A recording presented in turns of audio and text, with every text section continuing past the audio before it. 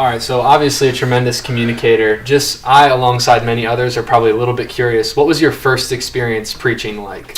And my first experience preaching is actually kind of interesting. It's actually how I got my call to preach. The denomination I'm a part of has a competition, believe it or not, for preaching. You preach a 5-minute message with 3 judges, kind of like Christian American Idol on steroids.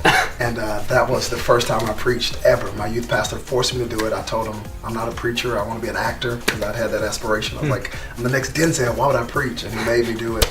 And man, in that room, performing, believe it or not, or rather being judged is a better word, is when God actually called me to preach. Awesome. How have you seen, from that first time to the current time, how have you seen your preaching transform or grow? In what ways have you seen that happen? It's huge. One of the ways, well, obviously when you do something more often, you get a little more comfortable with it. You kind of find out what's you, what's not you.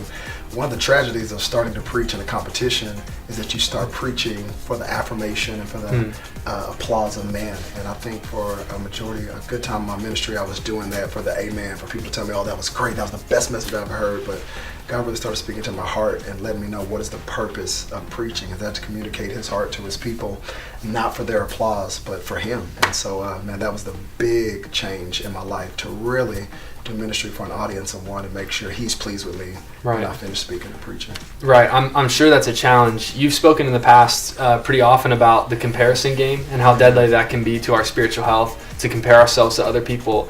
Let's say you have a student in here, hypothetically speaking.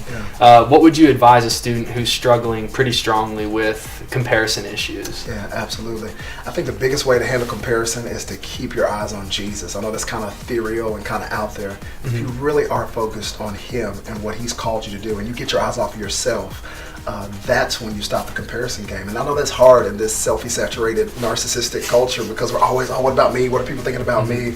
But if you can get your eyes off of you and say, how can I be a blessing to somebody else? How can I help somebody else? Man, it's amazing how that weight of comparison is alleviated when you get your eyes off of you and saying, okay, let me focus on what is God's heart, and his heart is always people. Right.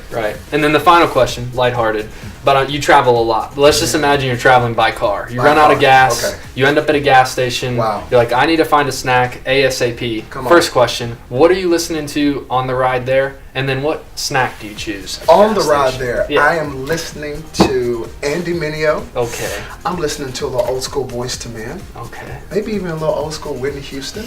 Walking into the gas station and I'm getting a Red Bull to drink.